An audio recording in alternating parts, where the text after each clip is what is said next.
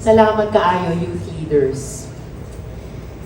Dito natin makikita sa inyo na age is not a hurdle to participation. Ako nga next year, senior citizen na. Yeah.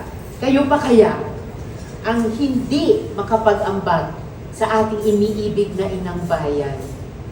Lahat tayo dito may dalang ambag. Palakpakan naman po natin kayo. Bata pa ako, teenager nung high school, naging youth leader din po ako. And it was during the martial law era. I know the importance, therefore, of youth participation. Hindi ko malimutan, halimbawa, nung junior high school ako, nag-organisa kami ng isang simpleng pangalang Nuclear Disarmament Group. Inimbita namin ang the late, great Lorenzo Catani Tañada to speak to us. Nung panahong yon, nasa 4th floor yung aming little theater. I can never forget him. Bent over with age, white hair, hawak yung kanyang baston. He walked up, step by step, the 4 floors to the little theater. Sorry sorry sa kanya noon. I apologize, sir, for this. I never forgot what he told me. Sabi niya noon, as long as there are young people like you who want to talk about issues like this, I will walk upstairs.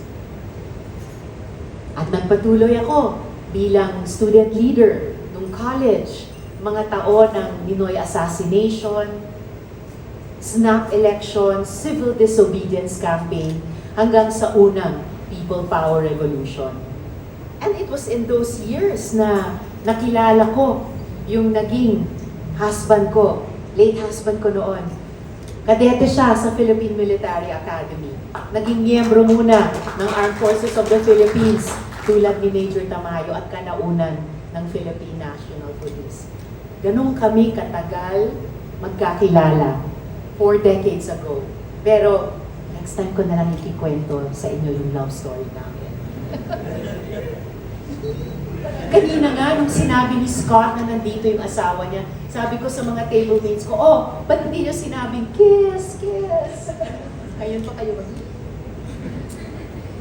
Pero, yun ang pagiging leader, hindi naman yan nahahasa lamang pagdating sa politika. Lumalakas o lumakas ang loob ko noon dahil na rin sa mga pinagdaanan ko sa buhay. And I'm sure it's the same story for each and every one of us, and particularly for each and every one of you SK leaders. For one, ako yung panganay, yung manang sa aming 6 na magkakapatid. Yan yung unang training ground ko for leadership, kahit mahiyain ako. And it's the same for everyone here, and the same for every good thing. Every good thing begins in the family. So, hindi tayo magkakaiba doon. Pagdating sa college, I needed to apply for a scholarship para makapag-aral sa Ateneo. Para lamang pag-aanin yung load ng finances sa middle-class parents ko. I could not have studied at the Ateneo if not for that scholarship. Baka hindi nyo alam, pero mahanap nyo pa sa YouTube, kung interesado ako, may mga videos doon tungkol sa pagsali ko noon sa Sound of Music production ng Repertory Philippines. Ayun, nung high school pa rin ako. At nung college naman, nagsimula bilang working student sa broadcasting.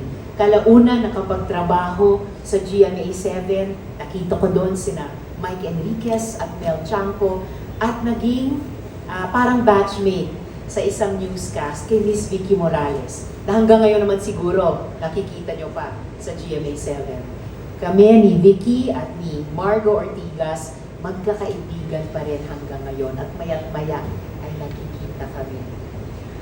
Yung pagtatrabaho ko dito sa Senado, 3rd try lang ako nanalo. So nagsubok 2 beses muna, natalo din 2 beses, at nanalo lamang on the 3rd try. At kalaunan ay nare-elect something that you can probably relate to in your own experiences running for and winning as SK leaders. Tama ba? Hindi laging sa unang subok, panalo na kaagad, di ba? Tama? Don't tell me lahat kayo unang try pa lang, win na. Hala, lahat yata kayo, first try win. Sige lang. But there are many na kahenerasyon ninyo, hindi agad-agad nagtatagumpay. Pero dahil, tulad nating lahat, pursigido, ayan, kalaunan, nagagawa din ang trabahong mahal natin gawin. At kung tatanungin nyo kung anong sikreto, yun na nga, huwag susuko. Huwag susuko. Tama ba? Kahit sa trabaho natin, mahirap maging leader, mahirap mamuno sa sangguniang kabataan. Pero dahil nagpupursige kayo, marami kayong napagtatagumpayan. Tama ba? Yes, right. Dahil lahat ng natutunan ko mula sa pinagdaanan ko, dala ko pa rin hanggang ngayon. Lahat ng mga laban at leksyong iyon mula nung teenage years sa high school. Kaya nga, tinulak ko itong ganitong klaseng mga panukalang batas. Tulad ng sinabi sa inyo kanina ni Scott. Isa na doon, yung Interns' Rights and Welfare Act. Para magkaroon na ng allowance ang mga interns. Kasi nga, tumataas ang presyo ng mga pamasahe at bilihin. Yan. So feel ko, may mga dumanas maging intern o may mga constituents na interns. Nag-aambag na sila sa value na nililikha ng mga kumpanya kung saan sila nag-i-intern. So dapat man lang, kung hindi yung buong sweldo tulad ng empleyado, allowance man lamang. Salamat, tama, I agree with you. Students' Rights and Welfare Act. Dahil marami rin sa mga constituents ninyo sa mga SK ay nag-aaral pa din. At itong Students' Rights and Welfare Bill ay nagbibigay ng proteksyon sa human rights ng mga estudyante tulad ng freedom of expression at right to organize. Importante sa mga constituents ninyo dahil sila'y nagmimiyembro din ng mga student councils, student publications at iba pang mga student organizations. Kumbaga, kapartner nyo, kapatid nyo, kayo sa local government, sila sa loob ng academia. At isa pang halimbawa, ang mental health services for SUCs and LUCs. Dapat campus-wide ang mga professionals at services. At hindi lang yan para sa estudyante, pati din sa mga guro, para sa staff, at para sa mga administrators. Nagsimula na tayo at kayong mga kabataan ang laking ambag sa pagpapasa ng Mental Health Act. At una nang inilagay yon sa mga komunidad. So sa area din ninyo ng mga SK leaders, sa pamamagitan nitong companion measure, gusto nating siguruhin na pati sa mga campuses, accessible sa mga constituents ninyong mga estudyante ang mga mental health services. Kung may naisip pa po kayo, at sigurado kung may naiisip pa po kayo bilang mga leader at mga leader partikular sa SK, bukas na bukas po ang opisina ko para sa inyo. With you, aalalayan po namin kayo. Sama-sama, may mararating tayo. Daghang salamat kaayo, kaninyong tanan, mabuhay.